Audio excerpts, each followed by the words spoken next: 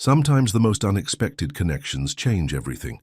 When Raina Clark, a struggling home health aide, accidentally dials the wrong number while trying to reach her ex-boyfriend, she unknowingly calls Alexander Quinn, a wealthy CEO who has everything except genuine human connection. What starts as a mistaken call becomes nightly conversations that bridge two different worlds, proving that love doesn't recognize social boundaries. But when their phone relationship moves into reality, dangerous forces threaten to tear them apart, testing whether their bond is strong enough to survive deception, manipulation, and deadly obsession. Before we start this story, comment below from where you are watching us. Raina Clark closed the apartment door behind her and leaned against it, too exhausted to take another step. Her feet throbbed in her worn nursing shoes after a 12-hour shift. The small two-bedroom apartment was quiet, except for the hum of the ancient air conditioner struggling against the summer heat. "Jailer," she called out, dropping her purse on the worn couch. "You home, baby girl?" Her 16-year-old sister appeared from the tiny kitchen, still in her school uniform. Dark circles shadowed her eyes, and a sheen of sweat covered her forehead. "You don't look good," Raina said, immediately crossing to feel her sister's forehead. "You're burning up." "I'm fine," Jailer insisted, pulling away. "Just tired. Did you get the medicine?" Raina's heart sank. The prescription. Between the extra shift and the meeting with her supervisor, she'd forgotten to stop at the pharmacy. "I'll get it first thing tomorrow," she promised. "Let's get you to bed." As she helped Jailer to their shared bedroom, the phone rang. Raina grimaced at the caller ID. "Bill collector?" Jailer asked. "No, worse. Mrs. Peterson." Raina sighed, answering the call. "Hello, Mrs. Peterson." The agency supervisor's voice was cold. "Raina, we need to discuss your absences. 3 in the last month." "Mrs. Peterson, my sister was sick. I called in." "This isn't a discussion. We have standards to maintain. Our clients depend on reliability." Raina swallowed hard. "I understand. It won't happen again." "You're right. It won't. We're terminating your position, effective immediately." The words hit Raina like a physical blow. "Please, Mrs. Peterson, I need this job. My sister. Your final check will be mailed. Goodbye, Raina." The line went dead. Raina stared at the phone, tears welling in her eyes. "Raina?" Jailer called weakly from the bedroom. "Everything okay?" Raina wiped her eyes quickly. "Everything's fine, baby. Just work stuff." She tucked Jailer in, gave her some over-the-counter fever reducer, and sat beside her until she fell asleep. Then she went to the kitchen table where bills were stacked in neat piles. Overdue, final notice, and urgent. Without her job, they wouldn't make rent. Without rent, they'd be out on the street. Again. Raina picked up her phone and stared at Marcus's number. They'd been together 3 years before he walked out 6 months ago, claiming he needed space. He'd promised to help with Jailer, promised forever. Lies, all of it. But he had money, and right now, that's what she needed most. Her fingers trembled as she dialed, tears streaming down her face. The phone rang once, twice, 3 times. "Hello." The voice that answered was deep, authoritative, and definitely not Marcus. Raina froze, unable to speak through her tears. "Hello? Who is this?" the man demanded. Finally, her voice broke through. "Why wasn't I enough?" she sobbed. There was a long pause. "I believe you have the wrong number," the man said, his tone softening slightly. Mortified, Raina hung up. She buried her face in her hands, humiliation adding to her misery. Alexander Quinn set his phone down on the polished mahogany desk.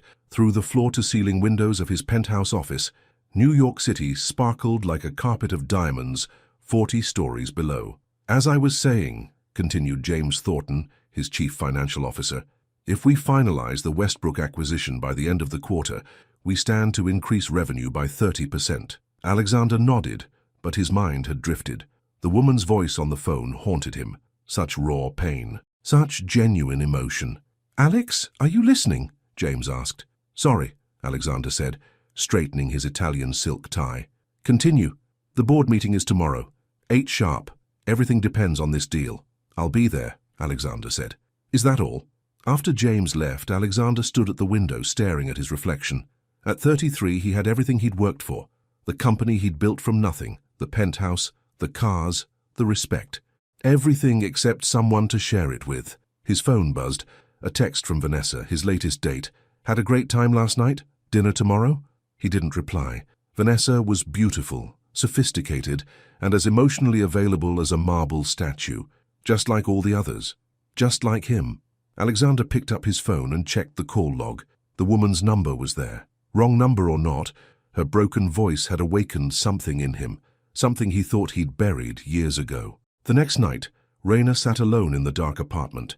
Jayla's fever had spiked and she'd finally taken her to the emergency room. 5 hours and most of their savings later, they'd returned home with antibiotics and instructions to rest.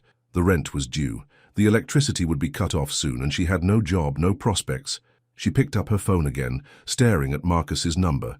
Maybe if she explained about Jayla, maybe he'd help just this once. She dialed, tears already forming. "Hello?" The same deep voice from the night before answered. Raina almost hung up again, but exhaustion overrode her embarrassment. "I'm sorry," she whispered. "Wrong number again." "Wait," the man said quickly. "Are you the woman who called last night?" She should have hung up. Instead, she said, "Yes, I'm sorry, I keep messing up my ex's number." "Are you okay? You sounded distressed." The genuine concern in his voice broke something inside her. "No," she admitted. "I'm not okay." "Nothing's okay. Do you want to talk about it?" he asked softly. "Why would you care? You don't even know me. Sometimes it's easier to talk to a stranger." Raina hesitated, then found herself speaking. "I lost my job today. My sister's sick. We might lose our apartment. And I'm trying to call my worthless ex to beg for help." "I'm sorry to hear that," he said. "Your ex sounds like an idiot." A surprised laugh escaped her. "He is. Tell me about your sister." And just like that, Raina found herself talking to this stranger. About Jayla, about their parents' death 3 years ago, about struggling to keep them afloat. "I'm so tired," she confessed. "Tired of fighting, tired of failing." "You haven't failed," he said firmly. "You're still standing. That counts for a lot." They talked for nearly an hour.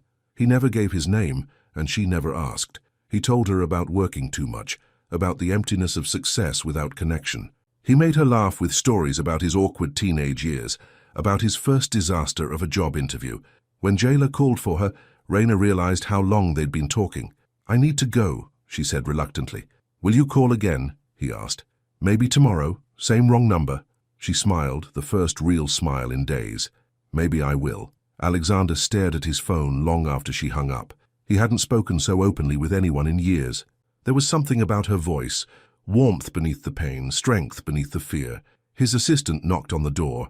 "Mr. Quinn, the board members are waiting in the conference room." "Thank you, Claire. I'll be right there." He straightened his tie, put on his CEO face and headed to the meeting that would cement his company's future. But his mind kept drifting to a woman whose name he didn't know, whose voice had somehow reached through his carefully constructed walls. The calls continued every night, sometimes for a few minutes, sometimes for hours. They talked about everything except specifics. No names, no addresses, no jobs. Just dreams and fears, memories and hopes. Raina found herself looking forward to these conversations.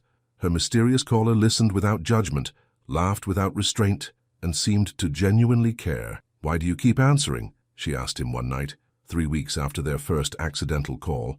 "Because talking to you is the best part of my day," he admitted. "In my world, everyone wants something from me. You just want to talk. Your world sounds exhausting." "It is, but lately it's a little less so." He paused. "What about you? Why do you keep calling the wrong number?" Raina smiled in the darkness of her apartment. Maybe it's not the wrong number anymore. Raina's luck began to change. A former client called, offering her a private nursing position, better hours, better pay. Jayla recovered and threw herself into school. They caught up on bills, and every night Raina called her wrong number. "I had an interview today," she told him one evening. "How did it go?" "I got the job. It's with this sweet older woman. She just needs basic care and the pay is almost double what I was making before." "That's wonderful. I knew things would turn around for you." "What about you? How was your day, mystery man?" He chuckled. "Better now. I closed a big deal today." "Congratulations, we should celebrate. How about this? Tell me one thing you've always wanted to do but never had the chance." Raina thought for a moment. "See the ocean. I've lived my whole life in this city, but I've never made it to the beach." "That's criminal. The ocean is magnificent. What about you? What's your unfulfilled wish?" He was quiet for so long she thought they'd lost connection. "To be known," he finally said. "Really known. Not for what I have or what I can do, just for who I am." The vulnerability in his voice made her heart ache. "I think I'm getting to know you," she said softly. "You know more about me than anyone, and I don't even know your name. Does it matter?" "No," he said, "but I'd like to." Raina hesitated. Names meant reality. Reality meant complications. "Maybe someday," she said. 1 month after their first call, Raina was exhausted after a long day with her new client. Mrs. Henderson was kind but demanding, and her son Thomas had lingered after his visit, asking personal questions that made Raina uncomfortable. When she called her wrong number that night, she was close to tears again. "What's wrong?" he asked immediately, sensing her mood. "Just a rough day. My client's son was inappropriate." His voice hardened. "Did he hurt you?" "No, nothing like that. Just comments. Looks. I can handle it. I've dealt with worse. You shouldn't have to handle anything. You deserve respect. Sometimes I wonder if I'll ever find someone who really sees me," she admitted, "not as a caretaker or a responsibility, just as me." "I see you," he said quietly. "I've never even seen your face, but I see you." Raina's heart raced. "I wish I could meet the man who makes me feel like I still matter." His reply was immediate, intense. "What if you already have?" The line went quiet, both of them breathing, neither speaking. Finally, he broke the silence. "My name is Alexander." Raina closed her eyes, feeling a threshold crossed. "I'm Raina." "Raina," he repeated as if tasting the name. "It's beautiful." "Alexander," she said. "It suits you." "Raina, I want to meet you. For real." Her stomach knotted with anxiety. "I don't know. I understand your hesitation, but I feel like I've been waiting my whole life to meet you." She wanted to say yes, but fear held her back. Fear that reality couldn't match their phone connection. Fear that seeing each other would break whatever magic they'd created. "I need time," she said finally. "I have all the time in the world. For you." Alexander hung up, heart pounding. Raina. Finally he had her name. He pressed the intercom. "Claire, come in here, please." His assistant appeared moments later. "Yes, Mr. Quinn. I need you to do something for me." Discreetly. "Of course, sir." Alexander hesitated, knowing he was crossing a line, but he couldn't wait any longer. He needed to find her. "I need you to trace a phone number." "I have a name for you, Mr. Quinn," Claire said, entering Alexander's office with a tablet in hand. Alexander looked up from his computer. For the past week since learning Raina's name, he'd been distracted, unfocused. The Westbrook deal, once his sole priority, now seemed trivial compared to finding the woman whose voice had become his lifeline. "Raina Clark," Claire continued, 28 years old. She's a home health aide, or was until recently, lives in an apartment in Queens. She has a younger sister named Jayla, 16, parents deceased 3 years ago. Currently works as a private nurse for an elderly woman named Eleanor Henderson. Alexander frowned. "That was thorough," Claire shrugged. "You asked me to be discreet, not limited. Should I continue?" He hesitated. This felt invasive, wrong, but he couldn't stop now. "Go on." "She's had financial difficulties, almost evicted twice. Her sister was hospitalized last month with pneumonia, and her ex-boyfriend's name is Marcus Johnson. He left her 6 months ago."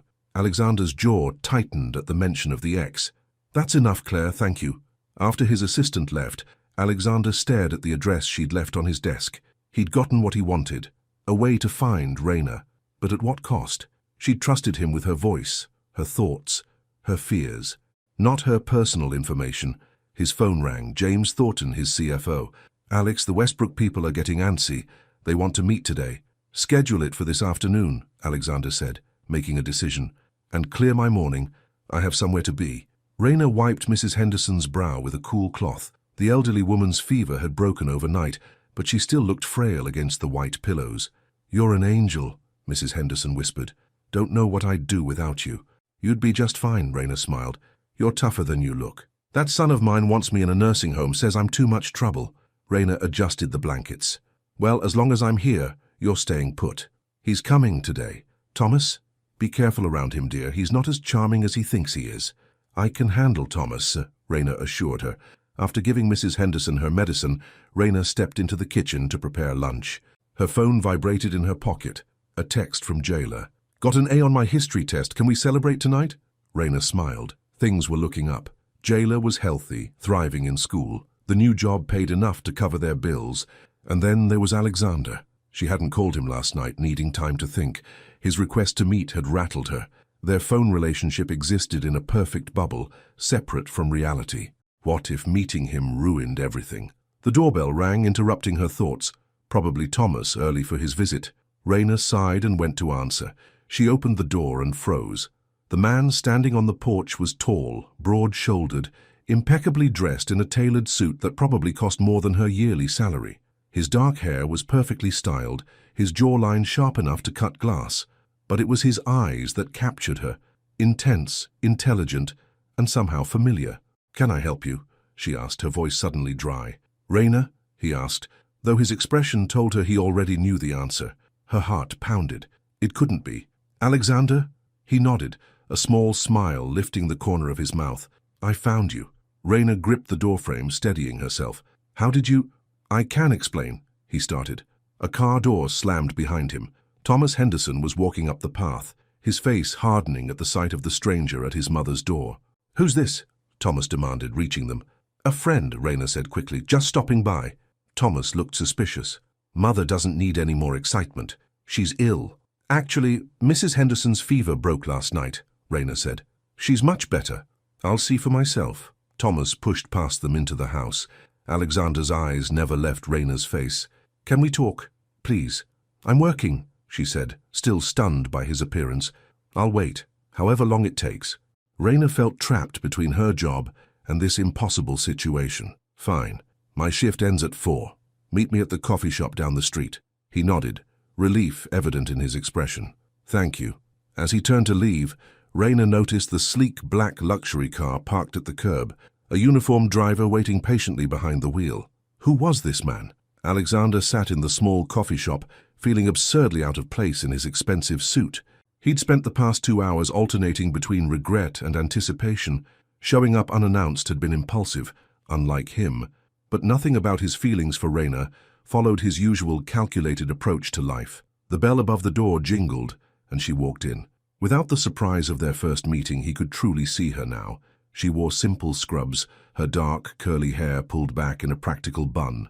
No makeup, no pretense. She was beautiful, not in the polished way of the women he usually dated, but in a real, vibrant way that made his chest tighten. She spotted him and walked over, sliding into the booth across from him. "How did you find me?" she asked without preamble. Alexander had prepared for this question, but now found himself struggling for words. "I asked my assistant to trace your number." Her expression hardened. "You had me investigated." "Not exactly. Did you run a background check too? Look into my finances, my family?" He couldn't lie. "Yes." Raina closed her eyes briefly. When she opened them, the warmth he'd heard in her voice over the phone was gone. "So you know everything. My struggles, my poverty, my pathetic attempt to make ends meet. That's not what I—" "Do you know what I thought when I first saw you?" she interrupted. "I thought, this can't be him. This can't be the man I've been talking to. The Alexander I knew wouldn't invade my privacy like this. I just wanted to find you," he said quietly. "You could have asked. I would have told you when I was ready." "Would you?" he challenged. "Or would you have kept me at a distance forever?" She didn't answer. "Who are you?" she finally asked. "Really?" Alexander took a deep breath. "My name is Alexander Quinn. I'm the CEO of Quinn Enterprises." Raina stared at him, then let out a short, disbelieving laugh. "The Alexander Quinn? The billionaire tech mogul?" He nodded uncomfortably. "So our entire relationship was what? A rich man's amusement? Poor woman calls wrong number, entertains bored billionaire?" "It wasn't like that," he insisted. "What we shared was real. What's real is that you lied by omission. You let me pour my heart out, all my struggles, while sitting in your penthouse feeling what? Pity? Never pity," he said firmly. "Admiration. Respect." Raina shook her head. "I trusted you. Do you know how rare that is for me? I trust you too, more than anyone. Then why the background check? Why not just ask me?" Alexander ran a hand through his hair, messing up its perfect styling. "Because I was afraid. Afraid you'd say no. Afraid you'd disappear. So instead you took the choice away from me." The hurt in her eyes cut him deeply. "I'm sorry I made a mistake." Raina stood up. "Yes, you did. You were safe because you didn't know me. I was safe because you didn't know me. Now we both know too much. Please don't walk away," he said quietly. "Not after everything we've shared." "What we shared was a fantasy," she said. "I'm just survival, and you're someone who's never had to fight for anything in his life." His expression hardened. "You don't know everything about me either, Raina. Don't presume to know my struggles." Your struggles? She laughed bitterly. Try raising a teenager on minimum wage. Try choosing between medicine and food. Try watching your parents die and becoming a parent yourself overnight. Pain isn't a competition, he said, and money doesn't shield you from loneliness or loss. No, but it gives you the power to invade someone's privacy whenever you want. She grabbed her purse. Goodbye, Alexander. Raina, wait! But she was already walking away, pushing through the door and out onto the street. Alexander watched her go, the coffee between them untouched, cooling like the connection they'd built over the past month. Raina practically ran the 6 blocks to her apartment, tears streaming down her face. She fumbled with her keys, hands shaking. Inside, Jayla looked up from her homework. Hey, I thought we were celebrating my... She stopped, seeing Raina's face. What happened?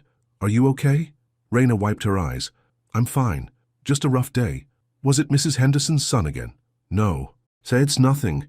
Let's talk about your test. An A, huh? But Jayla wasn't easily distracted. Who made you cry?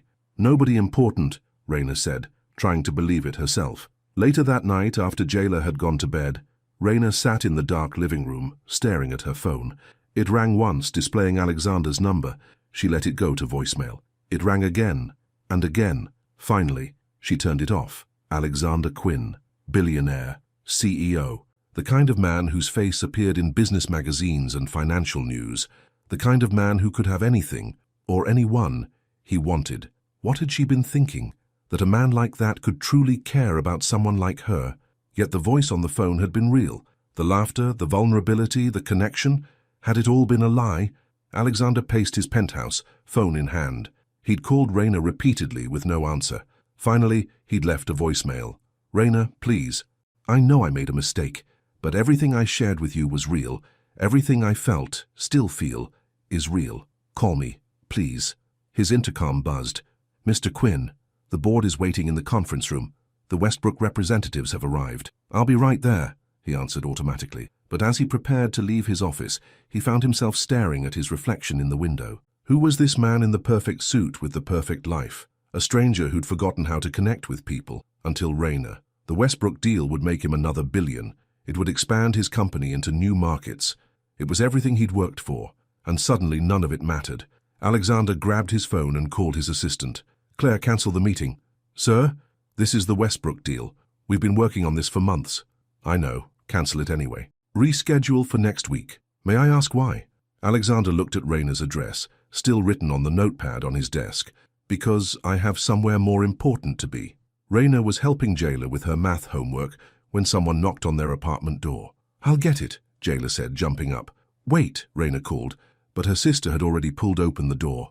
Alexander Quinn stood in the hallway of their rundown apartment building, looking completely out of place in his tailored suit. He'd loosened his tie, and his hair was slightly disheveled, as if he'd been running his hands through it repeatedly. Can I help you? Jayla asked, looking him up and down. I'm looking for Raina, he said, his eyes finding her over Jayla's shoulder. Jayla turned to her sister, eyebrows raised. You know this guy? Raina stood frozen for a moment, then found her voice. Jayla, could you give us a minute? Go finish your homework in the bedroom. But, please. With a dramatic teenage sigh, Jayla grabbed her books and disappeared into the bedroom, not without a curious backward glance. Raina stepped into the hallway, pulling the door nearly closed behind her. What are you doing here? You wouldn't answer my calls, Alexander said simply. That should have been your first clue that I don't want to talk to you. I cancelled a billion-dollar deal today, he said abruptly. Raina blinked. What? The biggest deal of my career. I walked away from the meeting because all I could think about was you, about how I hurt you, about how much I needed to fix this. You can't fix this with grand gestures, Alexander. Trust isn't bought or sold. I know that. I'm not trying to impress you with the money. I'm trying to show you that you matter more to me than any deal, any amount of wealth. She studied his face, searching for any sign of manipulation or deceit. She found none. Why me? She asked finally. You could have anyone. I don't want anyone. I want the woman who made me laugh when I'd forgotten how, who listened without wanting anything in return, who reminded me what it feels like to be human, not just successful. Raina felt her resolve weakening. You violated my privacy. I did, and I'm sorry I was wrong. How do I know I can trust you now? Alexander reached into his pocket and pulled out his phone. You can't. Not yet. Trust has to be earned. He handed her the phone. But maybe this is a start. Raina took it, confused. What am I looking at? My phone, with your number in it. Delete it. I won't call you again unless you want me to. She stared at the phone, then back at him. You're giving me the choice. I should have from the beginning. A long silence stretched between them, filled with everything they'd shared over countless nights of conversation. I should go, he said finally, when she didn't respond. I've intruded enough. As he turned to leave, Raina made a decision. Alexander. He stopped, looking back. I'm working tomorrow night, but I'm free for dinner the night after. Hope lit his face. Really? One dinner, she said firmly. No promises beyond that. One dinner is all I'm asking for now. After he left, Raina leaned against the wall, heart racing. Was she making a mistake? The bedroom door cracked open, and Jailer peeked out. Is he gone? And more importantly, who was that? And why is your face all red? Raina laughed despite herself. It's a long story, one that started with a wrong number. Well, whoever he is, Jailer said with a grin. He's hot, like magazine cover hot. Don't you have homework to finish? Math can wait. This can't. Spill it, sis. Raina sighed and followed her sister into their small apartment, wondering how to explain that she might be having dinner with one of the richest men in New York. A man who had heard her at her lowest, who knew her deepest fears, and who had somehow found his way not just to her door but into her heart. Across town, Alexander sat in his car, a weight lifted from his shoulders. She'd agreed to dinner. One chance to make things right. One chance to show her that the man she'd come to know on the phone was real, despite his wealth and position. His phone buzzed with messages from James and the board, demanding explanations for his abrupt departure. The Westbrook deal was in jeopardy. His reputation was at stake, and for the first time in his life, Alexander Quinn didn't care. His driver glanced in the rearview mirror. Back to the office, sir. Alexander smiled. No, take me home. I have plans to make for dinner. Very important plans. As the car pulled away from Raina's modest apartment building, neither of them noticed the sleek silver Mercedes parked across the street, nor did they see the woman inside, watching intently, her elegant features hardened by anger as she took photos with her phone. So this is why you've been distracted, she murmured, zooming in on Alexander's face as he smiled at something on his phone. This won't do at all, Alexander. This won't do at all. You're going to wear a hole in the carpet, Jailer said, watching Raina try on her fourth outfit of the evening. Raina examined herself in the mirror, frowning at the simple black dress. Is this too plain? Too fancy? I don't know where he's taking me. It's perfect, Jailer assured her, and if he cares about what you're wearing more than who you are, he's not worth it anyway. Raina turned to her sister, surprised by the mature observation. When did you get so wise? Jailer shrugged. I had a good teacher. She picked up Raina's phone from the bed. He's texted you 3 times today. The man is nervous. Alexander Quinn doesn't get nervous, Raina said, though she smiled at the thought. The billionaire might not, but the man who called you every night for a month? That guy gets nervous. The doorbell rang and both sisters froze. He's here, Jailer whispered, suddenly giddy. A real billionaire at our door. Stop it, Raina hissed. And remember, be polite, don't ask personal questions, don't talk about money, Jailer recited. I got it. Now go answer the door before I do. Taking a deep breath, Raina walked to the door and opened it. Alexander stood in the hallway, holding a small bouquet of wildflowers. He'd skipped the suit tonight, opting instead for dark slacks and a blue button-down shirt that brought out the color of his eyes. He looked more relaxed, more like the man she'd imagined during their phone calls. Hi, he said simply. Hi, she replied, suddenly shy. He handed her the flowers. I thought about roses, but these reminded me of you. Beautiful, without trying to be. The thoughtfulness of the gesture touched her. Thank you. Come in while I put these in water. Alexander stepped into the small apartment, immediately spotting Jailer, who was making no attempt to hide her curiosity. You must be Jailer, he said, extending his hand. I've heard a lot about you. Funny, Jailer replied, shaking his hand. I've heard almost nothing about you. Jailer, Raina warned from the kitchen. What? It's true. Jailer studied Alexander with frank assessment. So, are your intentions with my sister honorable? Alexander didn't miss a beat. Completely honorable. I care about her very much. Good, Jailer nodded. Because if you hurt her, I don't care how rich you are. I'll find a way to make you sorry. I believe you, Alexander said seriously. And I deserve it. Raina returned with the flowers in a mason jar. Ignore her. She thinks she's my mother instead of my sister.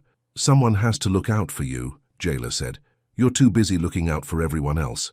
Alexander watched their interaction with genuine interest. The bond between the sisters was evident, a product of shared struggle and love. Ready to go? He asked Raina. She nodded, grabbing her purse. Mrs. Wilson from next door will check on you, she told Jailer. Don't stay up too late, it's still a school night. Yes, Mom. Jailer rolled her eyes but gave her sister a quick hug. Have fun. Stay out past your curfew. Outside, Raina expected to see the luxury car with chauffeur, but instead, Alexander led her to a modest sedan parked at the curb. No driver tonight? She asked. I thought you might be more comfortable if it was just us, he explained, opening the passenger door for her. Plus, I do know how to drive myself, contrary to popular belief. As they pulled away from the curb, neither noticed the same silver Mercedes from before, parked half a block down, its engine starting as they drove off. This isn't what I expected, Raina said as they walked into the small Italian restaurant in Little Italy. The place was cozy and unpretentious, with checkered tablecloths and candles in wine bottles. Family photos lined the walls, and the rich aroma of garlic and tomato sauce filled the air. Too simple? Alexander asked, suddenly uncertain. No, she smiled. Perfect. The owner, an elderly Italian man, rushed over to greet them. Alexander, so good to see you again. Luigi? Alexander embraced the man warmly. This is Raina. Luigi kissed her hand with old-world charm. Bellissima. Come, I have your table ready. He led them to a small corner booth, partially secluded from the rest of the restaurant. I've been coming here since college, Alexander explained after they were seated. Before I could afford fancy restaurants. Luigi never changed how he treated me, even after my company took off. So you weren't born rich? Raina asked, genuinely curious. Alexander shook his head. Scholarship kid. My father was a janitor, my mother a seamstress. They died in a car accident my sophomore year of college. Raina's eyes widened. I didn't know, I'm sorry. How could you know? I never told you. He looked down at his menu. I built my company from nothing. A tech startup in my dorm room that somehow worked out. That's impressive, she said softly. What's impressive is raising your sister while working multiple jobs, he countered, making sure she stays in school, stays healthy, has a future. That takes real strength. Luigi returned with wine and took their orders, his eyes twinkling as he looked between them. Young love, beautiful to see. After he left, an awkward silence fell between them. He's getting ahead of himself, Raina said finally. Luigi gets excited. He's been trying to set me up for years. She took a sip of wine. So, a billionaire who takes his dates to a family restaurant in Little Italy. You're full of surprises. I wanted tonight to be about us, just us. No wealth, no status, no wrong numbers or misunderstandings. Just Alexander and Raina. Is that possible? You are who you are. I am who I am. Tonight it is, he said firmly. Tonight we're just two people having dinner, and somehow it worked.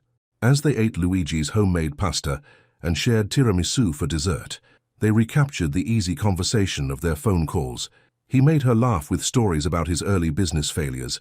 She told him about Jailer's latest school drama. They debated movies, shared childhood memories, and discovered a mutual love of old jazz music. For a few precious hours, they weren't a billionaire and a home health aide.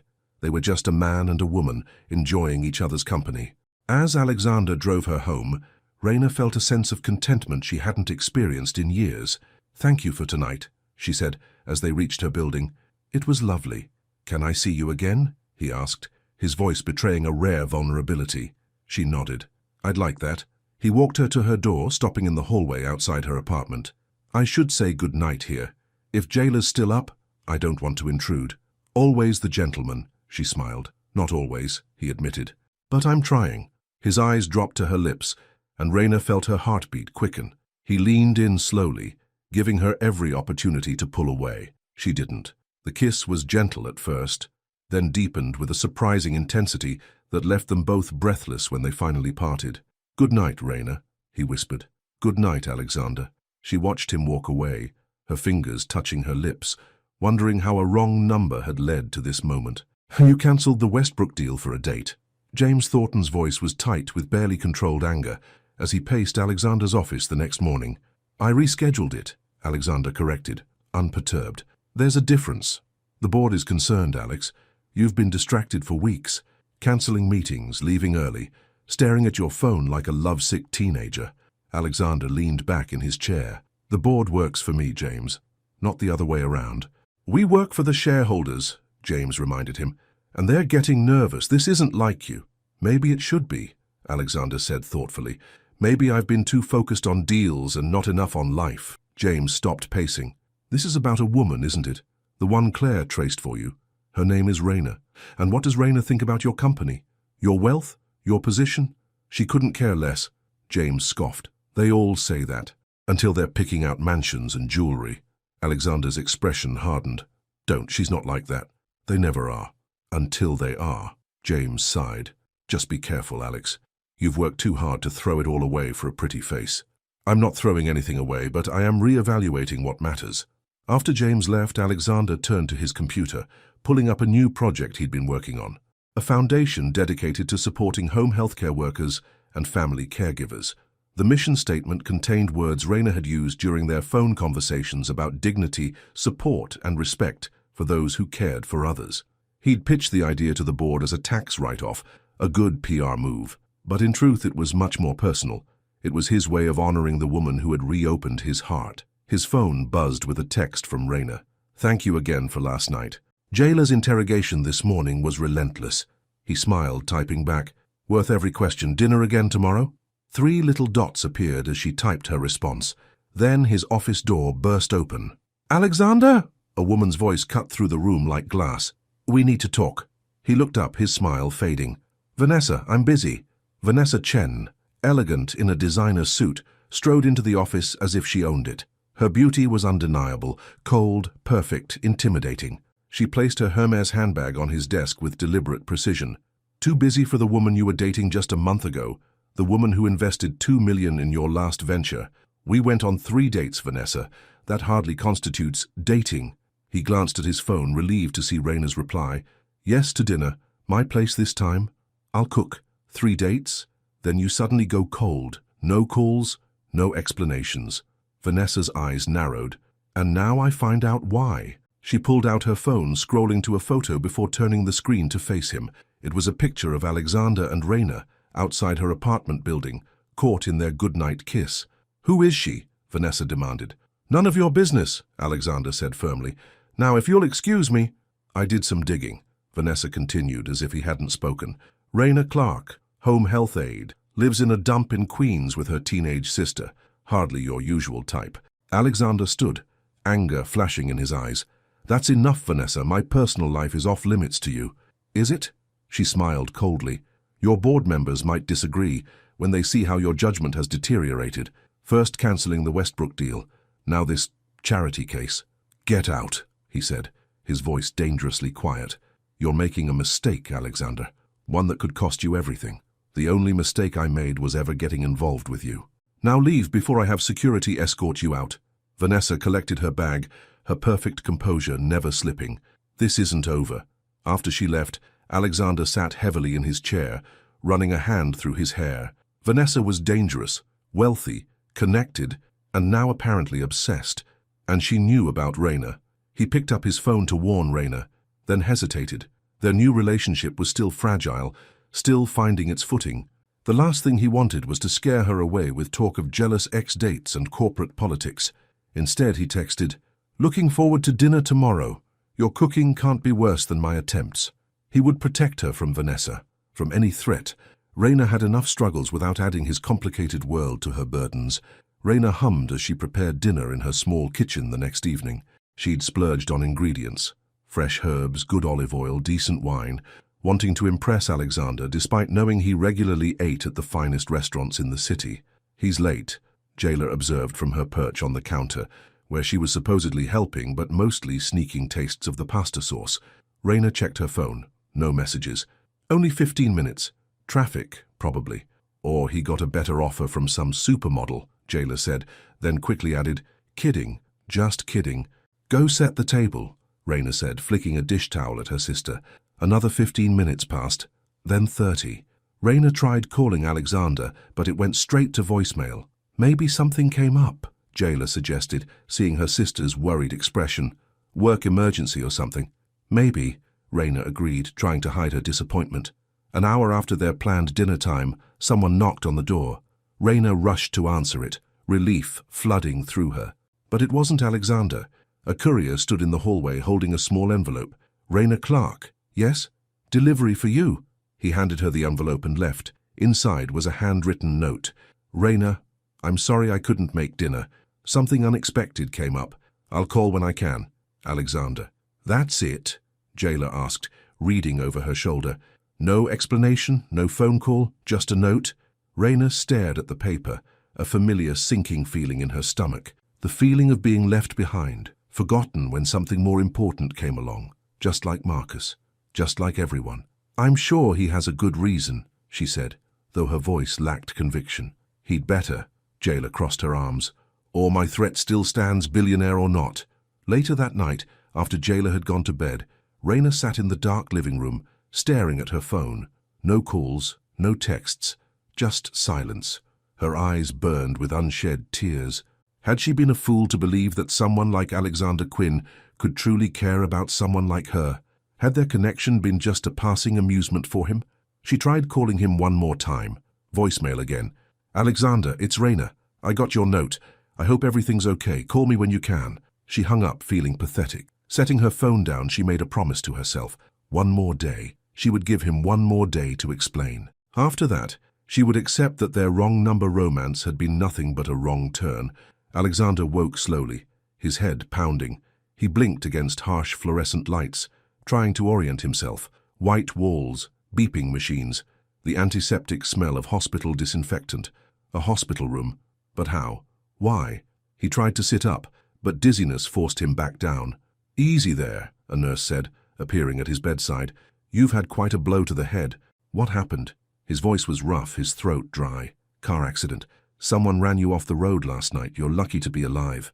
Last night, dinner with Raina. He'd been on his way to her apartment. My phone, he croaked. Need my phone. It was destroyed in the crash, the nurse explained. The police have what's left of your belongings. What time is it? Almost noon. You've been unconscious since they brought you in last night. Raina must be worried sick. He'd stood her up with no explanation. I need to make a call, he insisted, trying again to sit up. The doctor wants to see you first. You have a concussion, Mr. Quinn. Before he could argue further, the door opened and Vanessa walked in, her face a perfect mask of concern.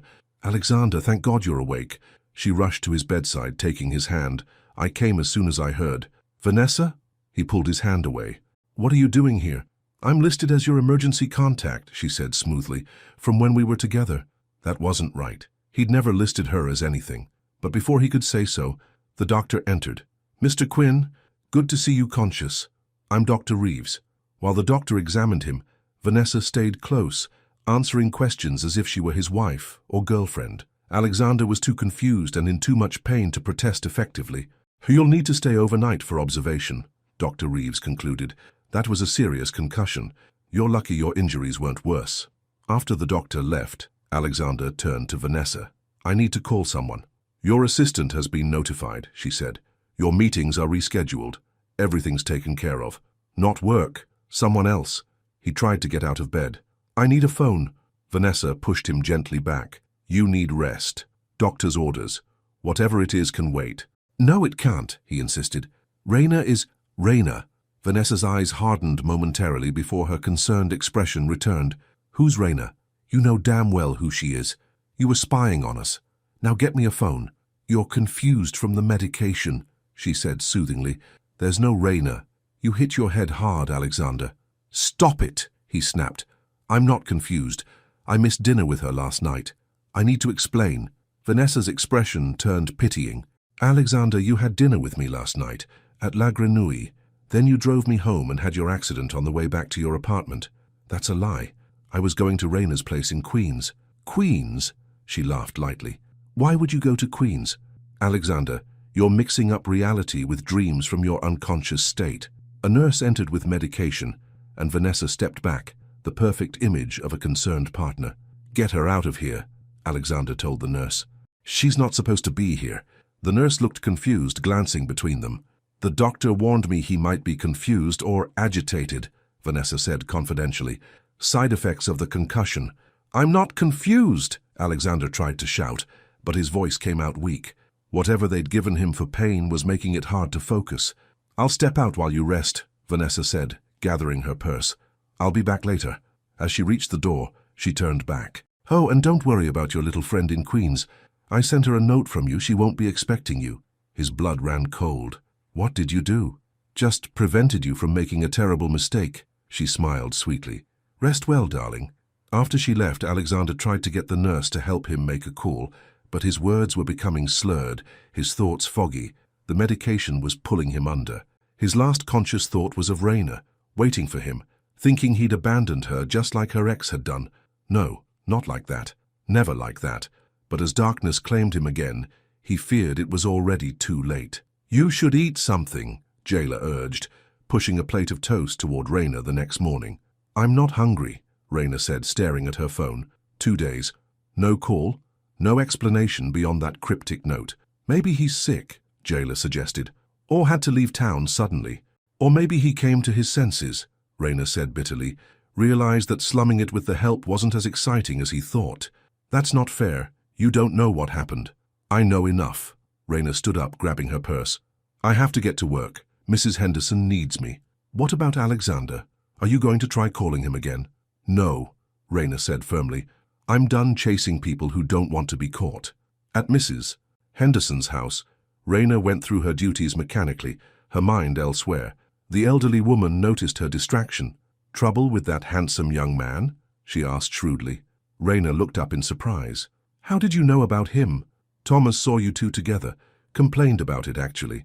Said he didn't like strangers visiting when I'm ill. I'm sorry if it caused problems." Mrs. Henderson waved her hand dismissively. "Thomas is always looking for problems. I thought your young man seemed nice. The way he looked at you." Raina swallowed hard. "Well, it doesn't matter now." "Oh, did something happen?"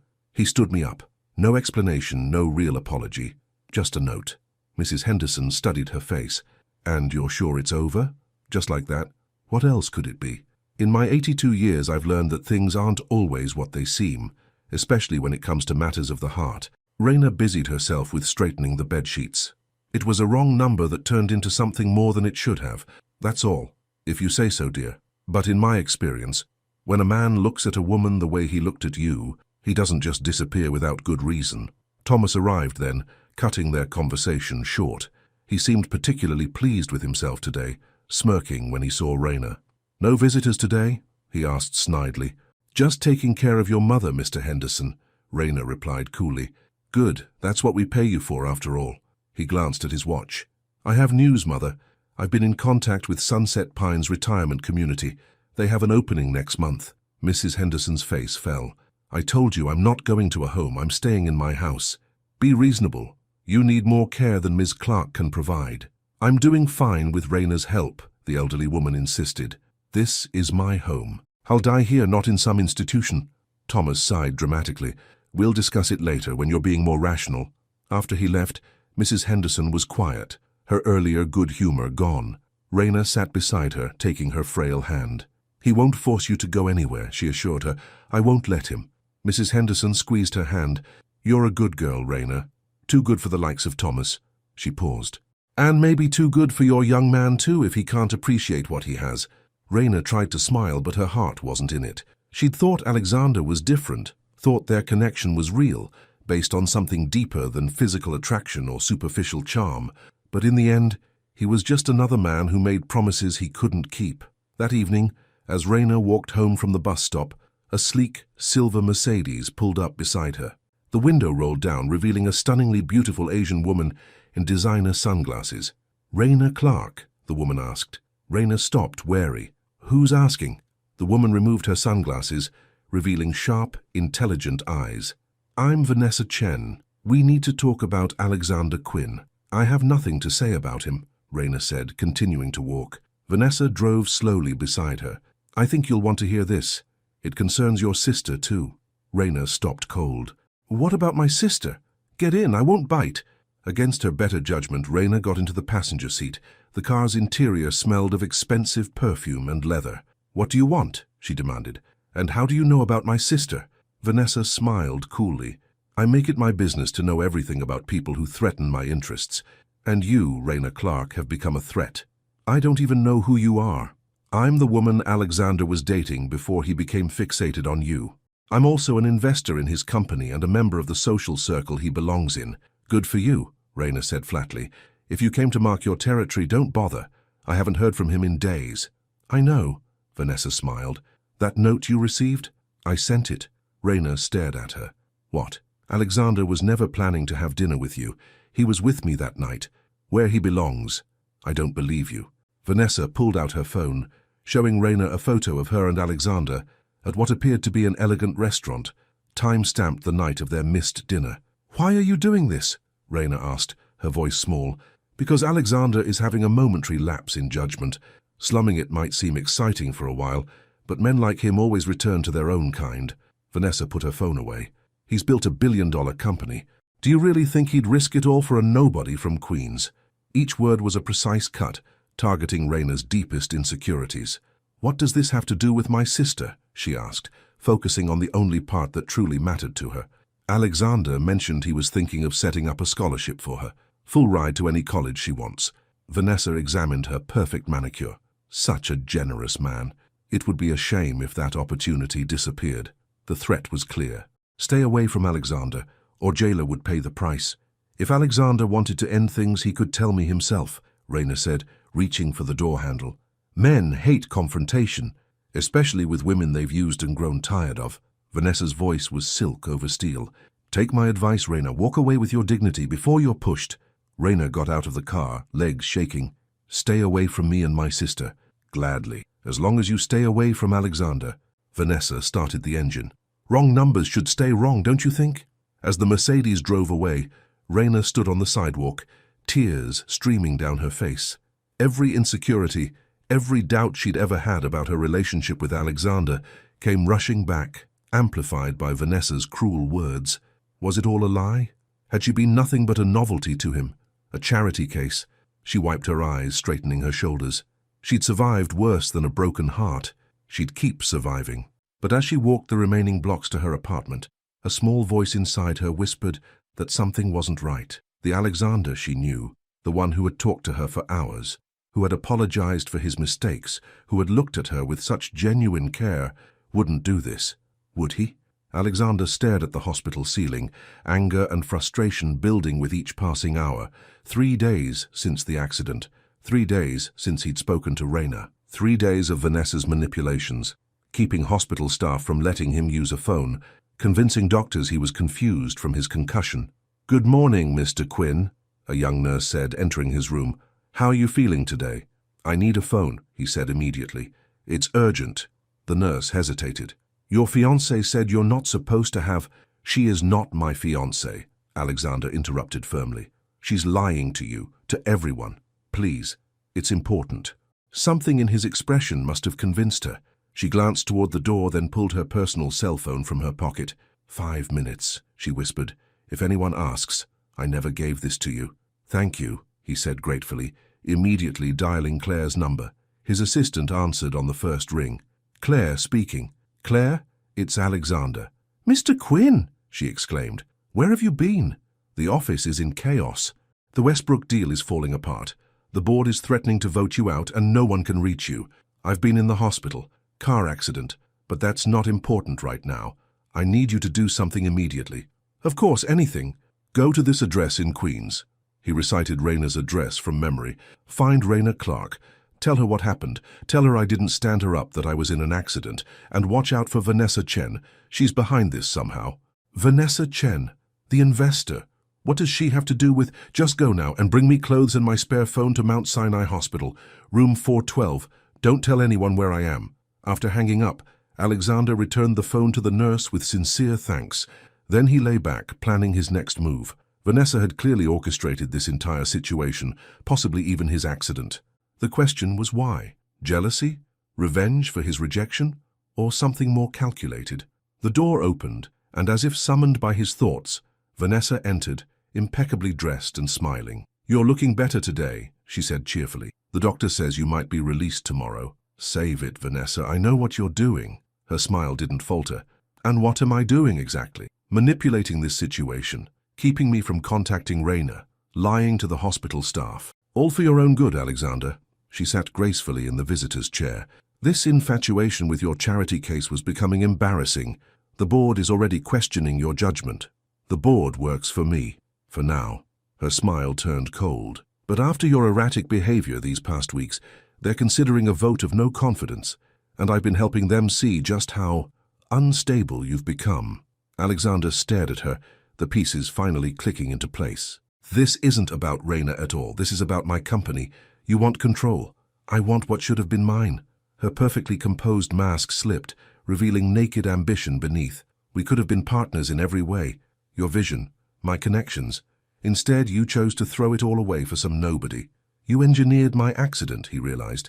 You tried to kill me. Vanessa laughed. Don't be dramatic. I merely arranged for a small traffic incident to keep you from your little dinner date. How was I to know you'd swerve into a tree? You're insane. I'm ambitious. There's a difference. She stood smoothly. Rest while you can, Alexander. You'll need your strength for the board meeting tomorrow. I've taken the liberty of scheduling it to discuss the company's future leadership. After she left, Alexander pressed the call button. When the nurse appeared, he said, I need to speak to my doctor immediately, and then I need to talk to the police. Raina moved through her duties at Mrs. Henderson's house mechanically, her mind still replaying her confrontation with Vanessa. A week had passed since Alexander stood her up, a week of silence broken only by Vanessa's cruel words. You're a million miles away today, Mrs. Henderson observed. Still thinking about that young man? No, Raina lied. Just tired. Humph. Well, I'm not one to meddle. Yes, you are, Raina said with a small smile. Fine, I am, and I think you should talk to him. Clear the air. If he's the man I think he is, there's more to this story. It doesn't matter anymore, Raina said firmly. I need to focus on what's real. My job, jailer, our future. Love is real too, dear. When it's right. Before Raina could respond, the doorbell rang. Excusing herself, she went to answer it, expecting Thomas for his daily visit. Instead, a professional-looking woman in a sharp suit stood on the porch. Raina Clark? The woman asked. Yes, Raina replied cautiously. My name is Claire Daniels. I'm Alexander Quinn's executive assistant. May I come in? It's important. Raina hesitated, then stepped aside. Mrs. Henderson is resting in the sunroom. We can talk in the kitchen. Once they were seated at the small kitchen table, Claire got straight to the point. Mr. Quinn was in a car accident the night he was supposed to have dinner with you. He's been in the hospital for the past week with a concussion and other injuries. Raina's heart dropped. Is he okay? He's recovering, but that's not the whole story. Claire leaned forward. He's been asking for you since he regained consciousness, but his access to phones has been restricted. By who? And how did you know where to find me? Vanessa Chen has been interfering, claiming to be his fiancée to hospital staff, and Mr. Quinn gave me your address. He memorized it. Raina processed this information, relief and confusion warring within her. Vanessa told me she sent the note canceling dinner, that Alexander was with her that night. She lied, Claire said simply. Mr. Quinn was on his way to your apartment when he was run off the road. The police are investigating, but he believes Ms. Chen was responsible. She tried to kill him? Raina gasped. Perhaps not intentionally, but she did want to prevent him from seeing you. She also appears to be orchestrating a corporate takeover while he's been incapacitated. Raina's mind reeled. Why are you telling me this? Because he asked me to find you. Because in 10 years working for Alexander Quinn, I've never seen him care about anyone the way he cares about you. Claire stood. He's being discharged this afternoon. There's a car waiting outside if you want to see him. Raina hesitated. I need to finish my shift. Mrs. Henderson needs me. Of course. Claire handed her a business card. His address is on the back. He'll be there by 6. And Ms. Clark, be careful of Vanessa Chen. She's dangerous when she doesn't get what she wants. After Claire left, Raina returned to the sunroom where Mrs. Henderson was pretending to nap. I heard everything, the elderly woman said, opening one eye. Hospital, Not standing you up after all. You were eavesdropping, Raina accused, but without heat. My house, my privilege. Mrs. Henderson pushed herself to a more upright position. Now, what are you going to do about it? I don't know, it's complicated. Nonsense. He was hurt. He tried to reach you. That woman interfered. Simple. But, no buts. You're leaving early today. Go home, make yourself pretty, and go see that man. Raina smiled despite herself. You're very bossy for someone who needs my help. I've earned the right to be bossy at my age. Now go. Love doesn't wait forever, you know. Alexander paced his penthouse, checking his watch again. Claire had texted that she'd found Raina, explained everything. But would Raina come? Or had Vanessa's interference already done too much damage? His phone rang, his lawyer calling with updates about the emergency restraining order against Vanessa and the police investigation into the accident. But all Alexander could think about was Raina. The elevator dinged and his heart raced. The doors opened, revealing Raina, hesitant but present. "You came," he said, relief flooding through him. "Your assistant is very persuasive," she replied, stepping into the penthouse but keeping her distance. "How are you feeling?" "Better now." He gestured to the butterfly bandage on his forehead and his arm in a sling. "Looks worse than it is." An awkward silence fell between them. "I thought you stood me up," she finally said. "I thought it was all a game to you." "Never," he said firmly. "I was on my way to your place when someone forced me off the road. The police think it was deliberate." "Vanessa?" He nodded. "She's been obsessed. Not with me, exactly. With what I represent. Power, success, status. When I rejected her, she decided if she couldn't have me, she'd take my company instead. She came to see me," Raina admitted. "Showed me pictures of you two together the night of our dinner. Threatened Jayla's future if I didn't stay away from you." Anger flashed in Alexander's eyes. "The photos were fake, and I would never let anyone hurt you or Jayla. I know that now." She took a step closer. "I should have trusted what I knew about you. The real you from our calls, not what she wanted me to believe. We both should have been more honest from the beginning," he acknowledged. "No secrets, no games. No investigations," she added with a small smile. "Definitely no investigations." He moved closer, close enough to take her hand if she allowed it. "I've missed you, Raina. Missed your voice, your laugh, missed us." "I missed you too," she admitted softly. "Even when I was angry, I missed you." He reached for her hand and she let him take it, the simple connection sending warmth through both of them. "I have something to show you," he said, leading her to his office. On his desk were blueprints and documents, spread out neatly. "This is what I've been working on since we met." Raina looked at the papers, confused at first, then understanding dawned. "The Clark Foundation for Caregivers. Named after the woman who showed me what real care looks like," he explained. "It will provide support, education, and respite for home health aides and family caregivers, people who do the most important work but receive the least recognition." Tears welled in Raina's eyes as she read the mission statement, her own words from their late-night calls about dignity and support for those who care for others. "You did this for me?" "I did it because of you," he corrected gently. "Because you helped me see what truly matters. Not deals or acquisitions or stock prices, people, connection, love." The word hung between them, neither acknowledging it directly. "There's more," he continued. "The Foundation's first project is a community clinic in your neighborhood, for families who can't afford private care but don't qualify for government assistance."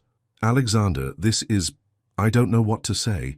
"Say you'll help me run it," he said earnestly. "No one knows better than you what people in that situation need." She stared at him. "You want me to work for you?" "No." He shook his head. "I want you to work with me, as a partner. Your experience, my resources, together.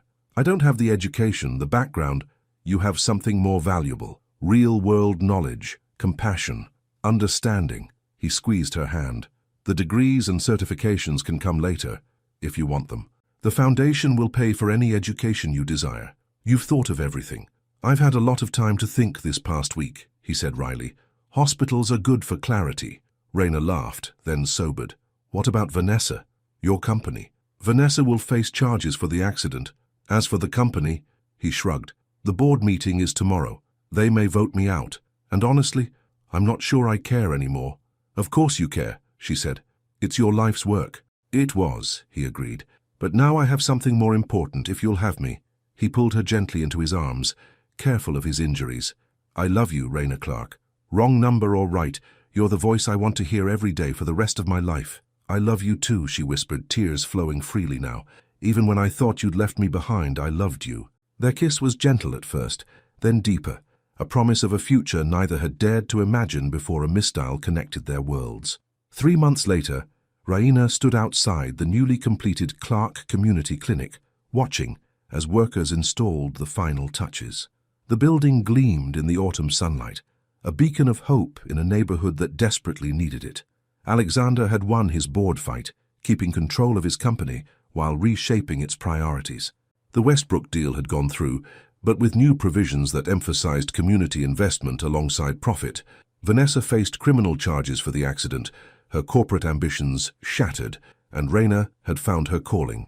As executive director of the Clark Foundation, she'd thrown herself into creating programs that supported caregivers like herself. Alexander had insisted her name be on the foundation, despite her protests.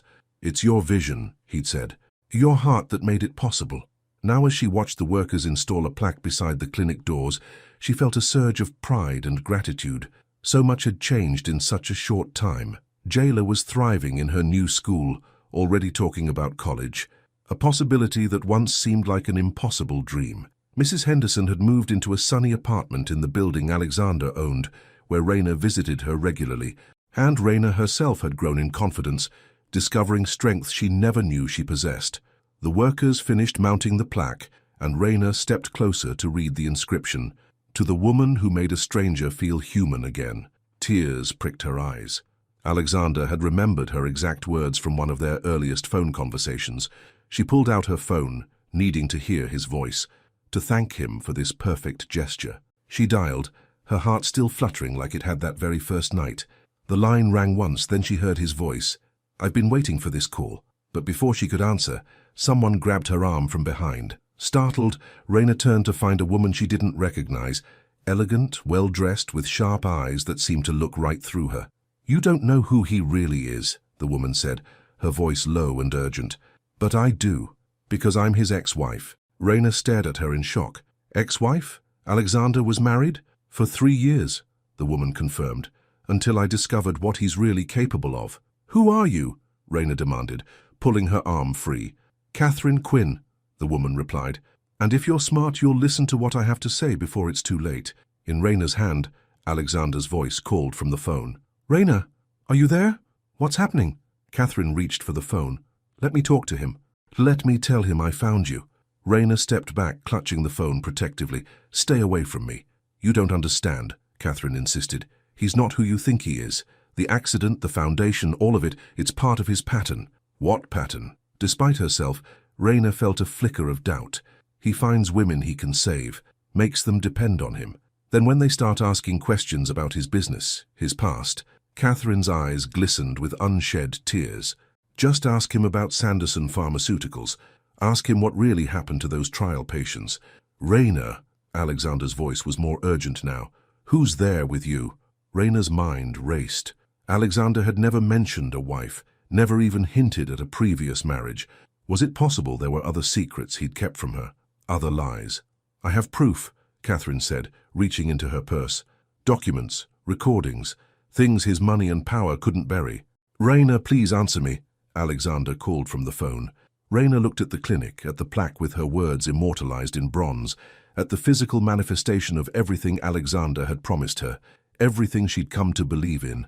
"I trusted him once too," Catherine said softly. "We all did." Raina raised the phone slowly to her ear, her heart pounding. Everything hung in the balance. Her future, her sister's future, the foundation, her love for Alexander. Who was telling the truth? The man whose voice had been her lifeline on countless lonely nights, or this stranger with pain in her eyes and accusations on her lips?